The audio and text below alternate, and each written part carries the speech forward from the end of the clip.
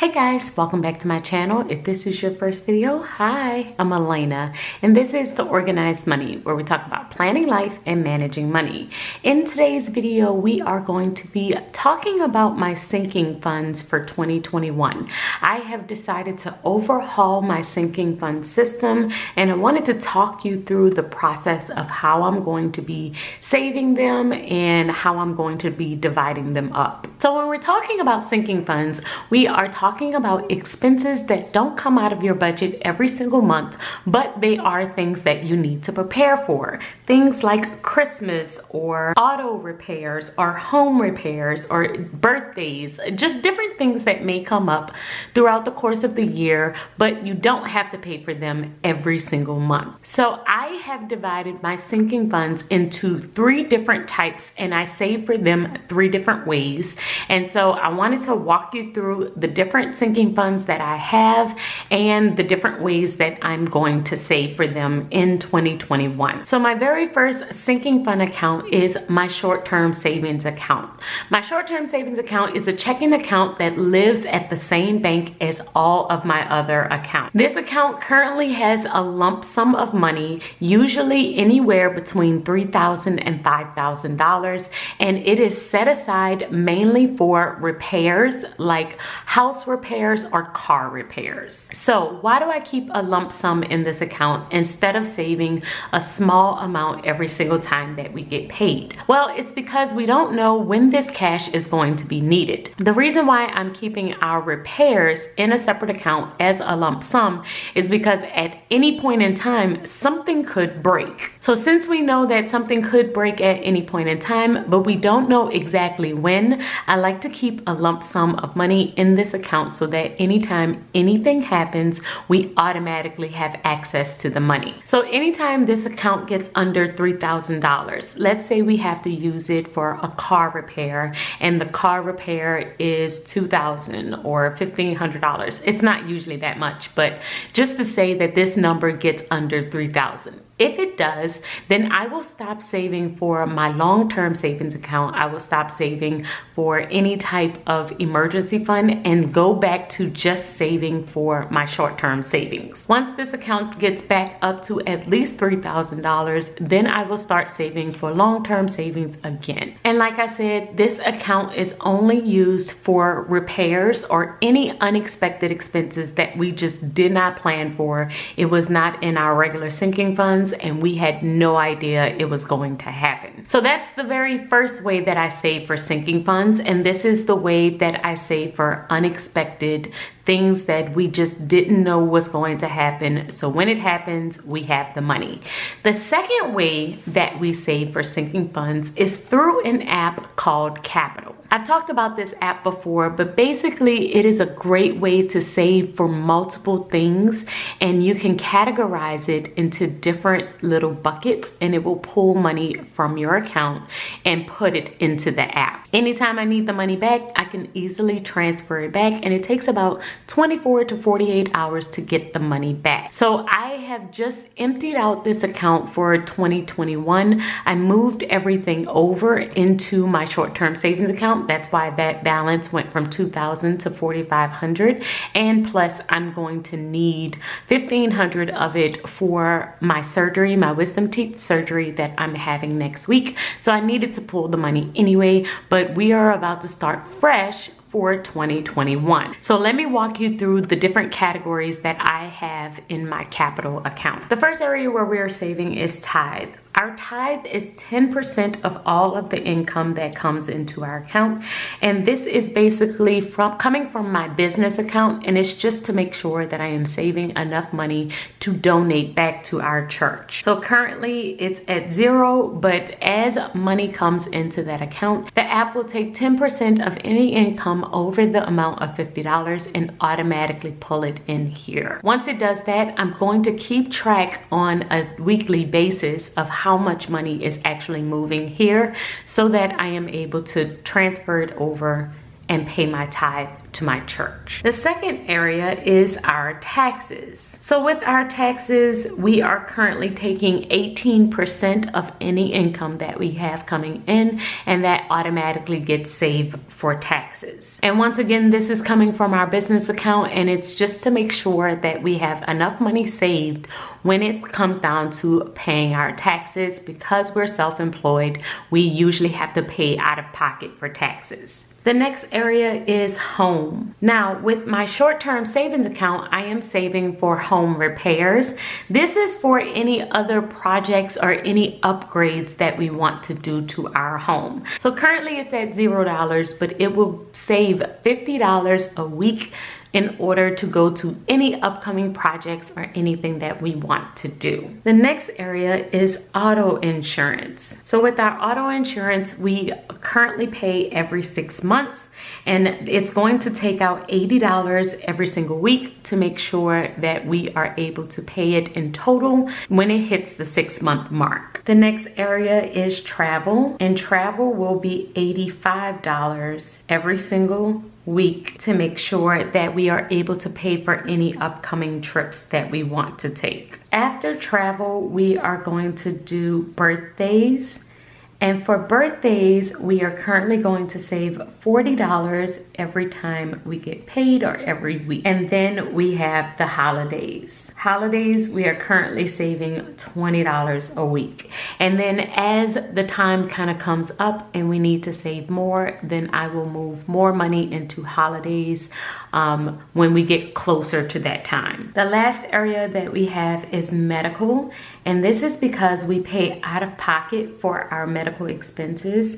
We do have insurance, but our insurance, we have a higher copay because we pay out of pocket every single month.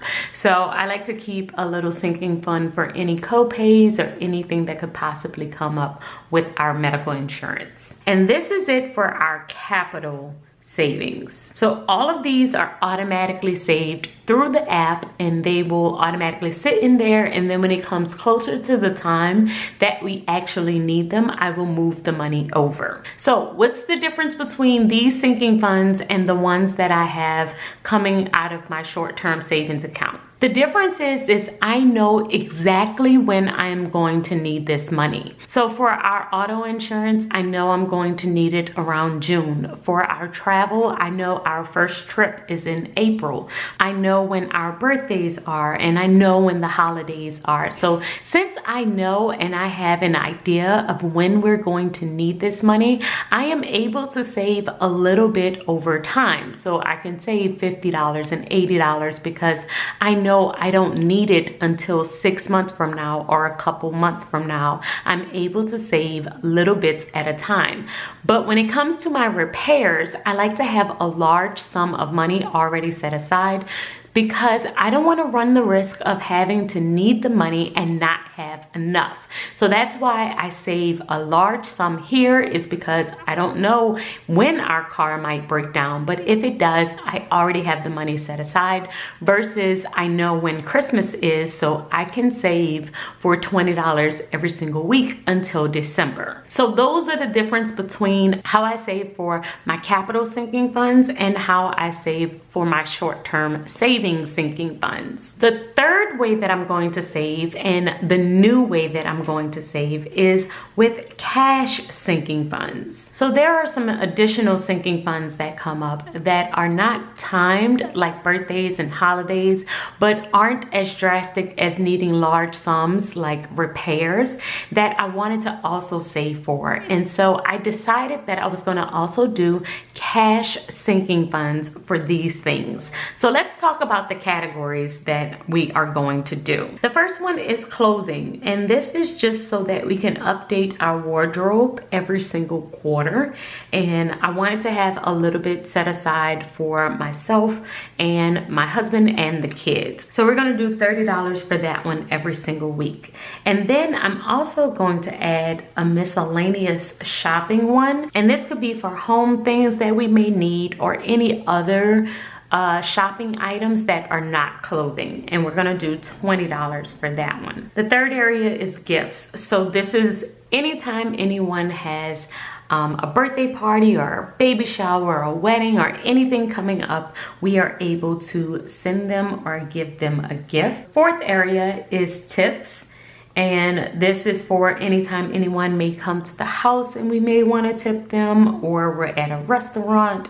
Sometimes I don't want to put that into my restaurant budget, but I like to leave a cash tip that might be higher than what is normally left for a tip. The next area is donations. So we do like to have certain times of the year where we like to give, and we may give to St. Jude or another organization, but I do like to have some extra money set aside for that. Then we have date night. So for our date night, we like to do at least once a month, and so I want to have some extra cash set aside so that we can have a special date night. Then entertainment. We have kids, so a lot of times they will come up with different things that they want to do, so we wanted to have some money set aside for that. Beauty is where I'm going to start saving for nails, hair, and just different things that we want to do under the self-care category. And then I'm going to have a miscellaneous item, and this is going to be $10 just to save for any random thing that may come up. So with my cash sinking funds, I am going to save them in this wallet. This is a wallet that I purchased from Amazon, and I'm going to leave the link in the description box below, but I got the wallet along with these poly envelopes that you can basically put the cash in. So I'm going to label each one of these with my label maker, and then we're going to stuff these with the cash that I got from the bank.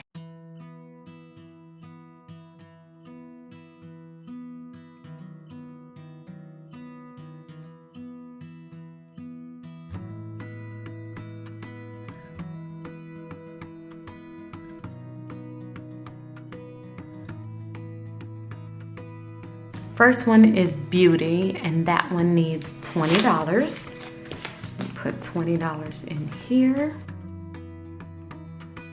Next one is miscellaneous, and that's $10. Then entertainment, which is $20.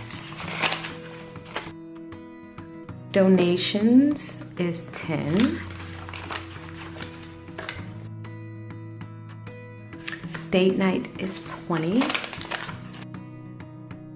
Gifts is $10. Clothing is $30.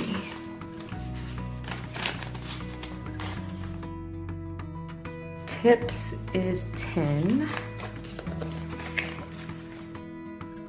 And shopping is $20.